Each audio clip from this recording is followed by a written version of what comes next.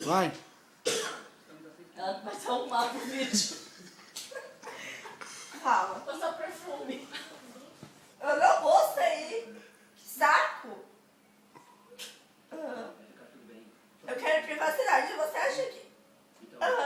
Tá. Ah, e você acha que é fácil eu ir jogar boliche? Você aparece lá cantando pra mim, né? Fala brava, Justin Bieber. Você acha? Tá. Não, eu tô cansada de você. Eu quero privacidade. Eu não aguento mais essa vida. Não adianta contratar um segurança. Eu não quero. Tá bom, Justin Bieber. Fica aí.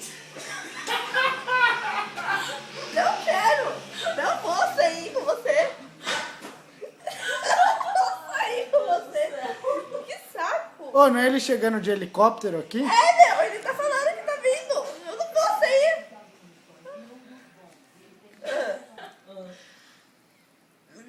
Não vou sair. Sabe que horas são? Eu tenho família. Eu tenho mãe e pai que cuidam de mim, filha. Filho.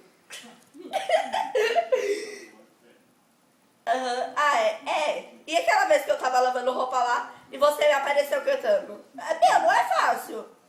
Tia, cadê a cachorrinha? Mas o quarto tá aberto. Ah, bom saber que você tá aí. Ah, você tá com a Demi Lovato? Então fica aí com a Demi Lovato, depois a gente conversa. Você vai dormir no sofá, não quero saber. Nem no sofá, você vai dormir na varanda. Justin Bieber, vou te matar.